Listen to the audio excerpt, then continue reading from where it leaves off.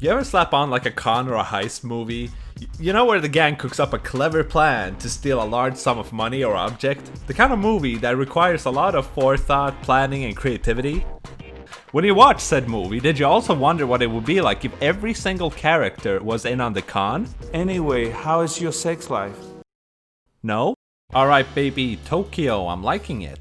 So this old man from the Waterworks Bureau, who I'm going to assume is the main character, has come to this lady's house in order to sell her this new pricey water filter. We find out that there's a band of thieves pretending to be from the Waterworks Bureau, scamming seniors into buying overpriced garbage. Luckily, this old lady's caught onto the guy's scheme and chases him off, then decides to call the actual bureau to take a look at her waterworks. Well, this guy's cute, I could trust him. Oh, but this guy's also trying to sell her a BS sounding water filter for an exorbitant price. Boom! Turns out that the old man and cute boy were both in on the con. Nani? Man, great pretender, you really bamboozled me there. You really pulled the carpet right from under me. That's clever, that's some clever shit. Oh man, now we're talking. They're gonna pull the old wallet swipe trick on this random tourist. I'm liking it. Hey, that kinda looks like the watch the old lady had. What a fun detail. Oh no, they did not just do that. The tourist swapped the fake wallet out for Makoto's wallet. Looks like the con artist has gotten con artisted. And now it looks like the feds have caught up to them. Man, this is turning out to be a pretty good origin story. Okay, so the cab that Makoto got in at random trying to escape the cops also happens to be the same cab as the one the tourist who robbed him is taking. How convenient! You are a scammer, right? No, I'm a trader. Where are we headed? Where the hell are the subtitles? Oh my god, I don't know what he's saying. This could be really important. So the tourist takes a plane back to Los Angeles and Makoto decides to follow him to LA. Now the reason he followed Laurent, the tourist, back to LA was apparently so that he could get his money back.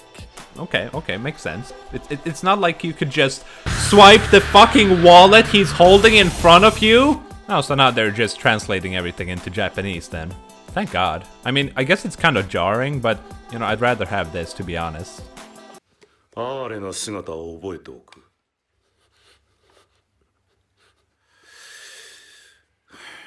私を見るのも最後だぞ。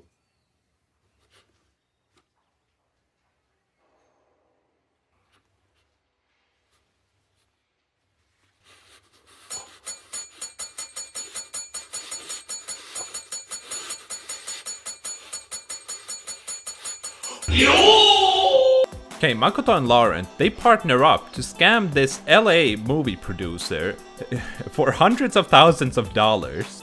And I have no idea how we escalated to this point, but okay, I guess that's cool. So apparently this movie producer is also a big player in the mafia and drug trade. Oh, and you're just gonna walk up to the front gate, no prep, no nothing. Alright, cool. So I'm guessing this is going to be a pretty important female character. She's kind of shy and doesn't speak English. Got it. Makoto takes on this persona of a doctor who went rogue and created this new drug called Sakura Magic that they're now trying to sell to Eddie. Sounds solid enough? Okay, so Laurent gives Abby this little sample of Sakura Magic, which makes me think that she is also in on the con. Holy fuck, she's going completely apeshit! What the hell is this? Like K2? Who would want this? It lasts for like 10 seconds. Is this what a child thinks drugs do to you? This is at best a playground prank. It has so many holes in it. Are you seriously trying to tell me this is a group of pro con artists? Well, if that's not a sales pitch, then I don't know what is. Oh, so you're just gonna offer it to anybody. Isn't it a fake drug? Oh, he forces Makoto to swallow it. Nice. Isn't that the same watch that the old lady and Kudo had? Huh. Holy shit, Makoto is going mental. But he wasn't in on the whole drug angle, so I'm guessing this is real then? Alright, so now it is confirmed that both Abby and Laurent are professional con artists. They decide to string up Makoto for absolutely no reason and then go to dinner.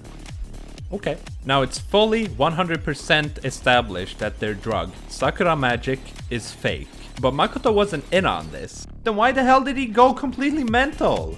What are you going to do, Laurent, if Makoto didn't swipe the candy away from you? You just offered to give some random women a sample. This honking fucking Latino man would have broken your spine. Are you out of your mind, Laurent? Turns out that when Makoto just bust a fat fucking John Wick on their asses, he was just panicked. So panicked over a reveal we haven't even been, let in on, that he stole a man's gun and literally almost got everybody killed by the mafia. Panicked. It's not a real drug, I swear. It's all made up. Alright, so it's time to finally bring up the watch mystery. Apparently, the old lady and old man Kudo were both in on a con to scout Makoto out for Laurent. Why the fuck, Kudo, would you go to that old lady and try to sell her the water purifier when Makoto's not even there? Is this drama club where you're just reciting? Are you completely deranged? What's going on? Not only that, but it turns out that the cops who came to bust Makoto and Kudo in their apartment were their former co-workers whom Makoto had met and worked with for a long time together. And they're also wearing suits. It's not like they're wearing a disguise. They're not even wearing a fucking fake mustache. How could you not realize who the fuck it was? Are you completely deranged? I mean, stupid. Are you stupid, Makoto? Are you actually just brain dead? Hey, I know that reference. Okay, so Makoto decided to bail because this line of work isn't ethical enough for him. I don't know. Okay. And the next day, the gang returned to the Casano mansion. I can just imagine the conversation going down as they arrive. Oh, Abby!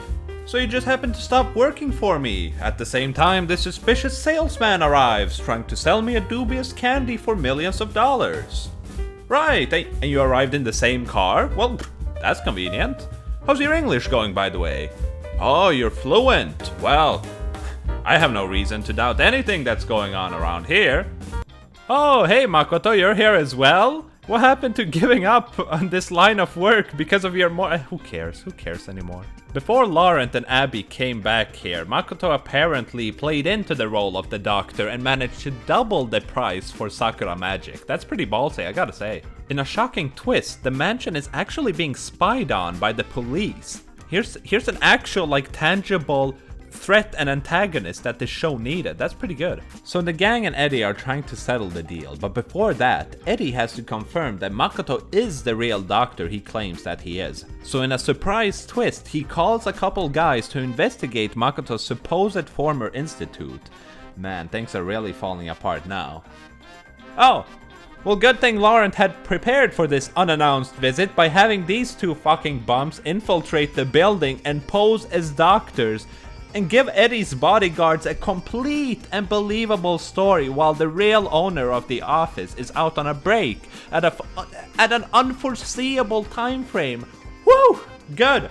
This is starting to sound more and more like Metal Gear Solid. Eddie then reveals that he is aware of the LAPD's surveillance of his property and hence the money transaction needs to be carried out at a safe location. Sounds reasonable enough. They enter into a high-speed chase trying to lose the cops and eventually outmaneuver them in a way that causes the police car to crash and nearly killing the officers inside. That's when it turns out that the head of the investigation team is actually in cahoots with Eddie and almost got himself killed in order to keep up the ruse of investigating him. The gang enter a dilapidated cider factory that is now being used as a drug refinery, and Eddie orders Makoto to produce a sample batch of Sakura Magic in order to guide his workers through the process to ensure that they keep the same level of quality. But Makoto counters this by saying that the lab isn't up to code and is in need of a renovation to better suit the hygiene standards needed in order to create Sakura Magic.